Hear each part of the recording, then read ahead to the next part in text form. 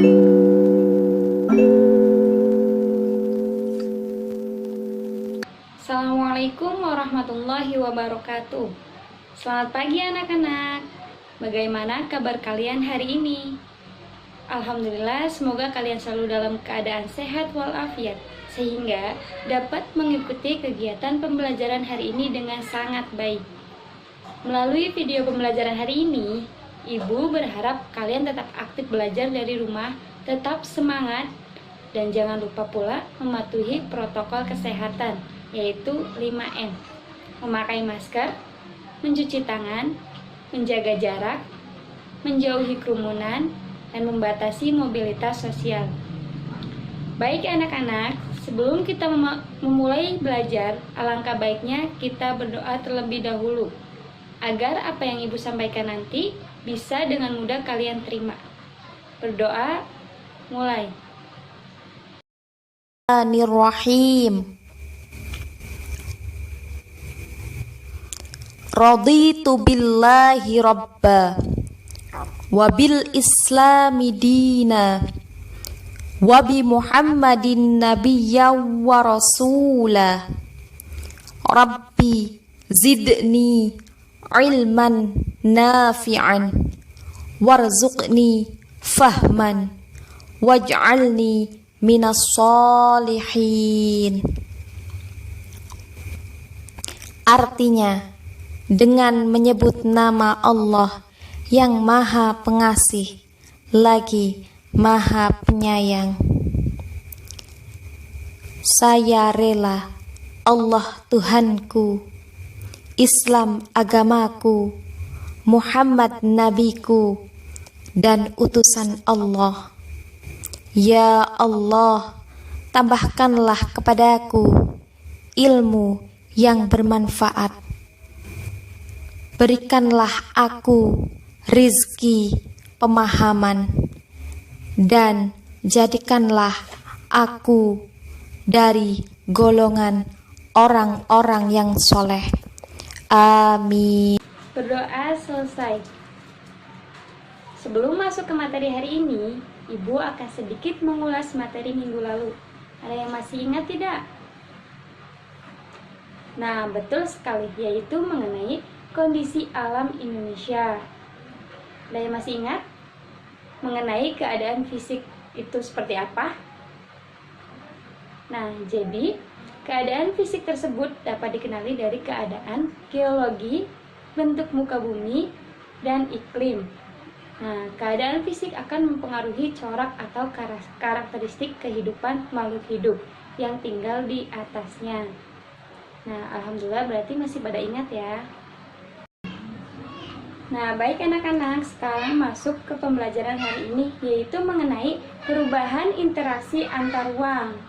Untuk tujuan pembelajarannya yaitu kalian mampu menjelaskan perubahan akibat interaksi antar ruang. Dan yang kedua, mampu menjelaskan macam-macam perubahan akibat interaksi antar ruang. Nah, jadi interaksi antar ruang dapat terjadi dalam berbagai bentuk seperti pergerakan orang, barang, gagasan, dan informasi. Semua pergerakan tersebut menimbulkan perubahan baik bagi daerah tujuan maupun daerah asal. Nah, interaksi keruangan meliputi beragam jenis, yaitu pergerakan seperti perjalanan menuju tempat kerja, migrasi, pariwisata, pemanfaatan fasilitas umum, transmisi, informasi, dan modal. Nah, wilayah pemasaran kegiatan real time, perdagangan internasional, dan distribusi barang. Semua bentuk interaksi tersebut berdampak pada adanya perubahan. Selanjutnya ada berkembangnya pusat pertumbuhan. Nah, pergerakan orang, barang, dan jasa pada suatu lokasi tertentu akan menimbulkan pemusatan aktivitas manusia pada lokasi tujuan. Pemusatan aktivitas penduduk tersebut kemudian membentuk daerah perkotaan. Daerah perkotaan merupakan pusat pertumbuhan suatu wilayah karena sebagian besar aktivitas berkonsentrasi di wilayah perkotaan. Selanjutnya ada perubahan penggunaan lahan aktivitas penduduk yang terus meningkat pada akhirnya akan memerlukan lahan untuk menampung aktivitas tersebut. Nah, semakin banyak penduduk yang datang pada suatu kota akan disertai dengan kebutuhan tempat tinggal. Nah, akibatnya terjadi alih fungsi lahan dari lahan pertanian menjadi pemukiman. Hal yang sama juga terjadi pada industri, yaitu perdagangan, jasa, dan lainnya yang memerlukan lahan untuk menampung aktivitasnya.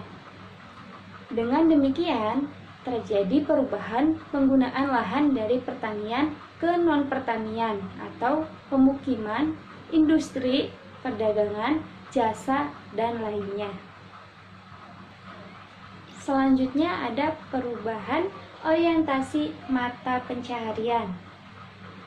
Interaksi spesial umumnya terjadi karena adanya kepentingan ekonomi, khususnya berkaitan dengan pekerjaan. Nah, daerah yang menjadi tujuan pergerakan penduduk akan dihuni oleh mereka yang memiliki pekerjaan yang beragam. Nah, jenis pekerjaan juga berkembang karena adanya kebutuhan akan barang dan jasa yang semakin beragam. Nah, orientasi pekerjaan berubah dari yang terjadinya berorientasi pada sumber daya alam, khususnya petani, menjadi pekerjaan lainnya. Selanjutnya, berkembangnya sarana dan prasarana, terjadinya pergerakan orang, barang, dan informasi.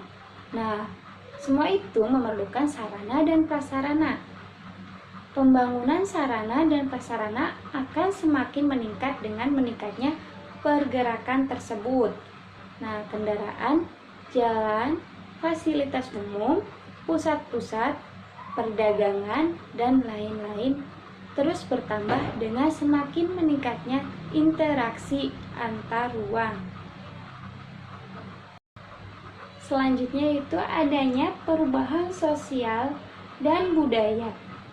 Adanya pergerakan penduduk dari satu tempat ke tempat lainnya akan disertai dengan interaksi sosial.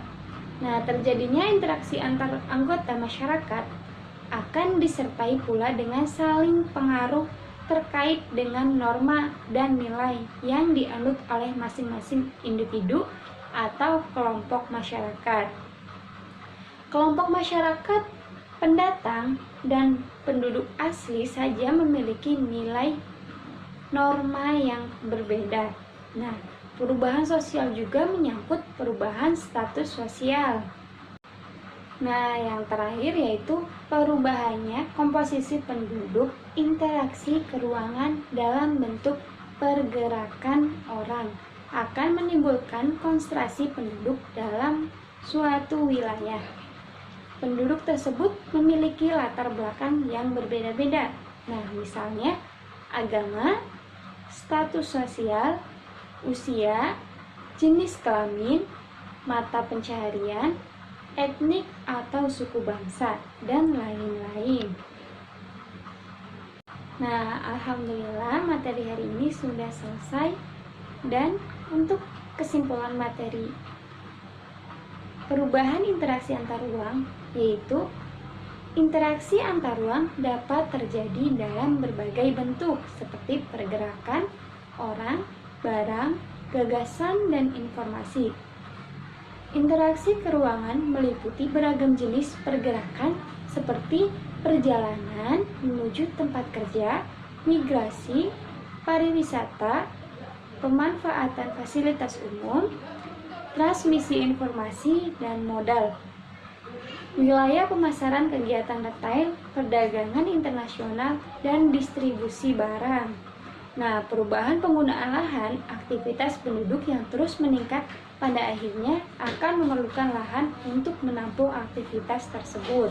Semakin banyaknya penduduk yang datang pada suatu kota akan disertai dengan kebutuhan tempat tinggal. Alhamdulillah, materi hari ini sudah selesai. Nah, untuk materi minggu depan yaitu mengenai interaksi sosial. Kalian jangan lupa pelajari ya di rumah, dan jangan lupa mengerjakan evaluasi di e-learning. Tetap jaga kesehatan, tetap semangat, dan jangan lupa mematuhi protokol kesehatan. Nah, sebelum Ibu cukupkan, alangkah baiknya kita berdoa terlebih dahulu. Berdoa dimulai. Allahumma inni istaudi'uka ma 'allamtanihi fardudhu ilayya 'inda hajati wala tansanihi ya rabbal alamin. Artinya, ya Allah, sesungguhnya kutitipkan kepadamu apa yang telah Engkau ajarkan kepadaku, maka kembalikanlah dia kepadaku di saat aku membutuhkannya. Janganlah Engkau buat aku lupa kepadanya, wahai Tuhan pemelihara alam. Berdoa selesai. Kurang lebihnya mohon maaf. Billahi taufiq wal hidayah. Wassalamualaikum warahmatullahi wabarakatuh.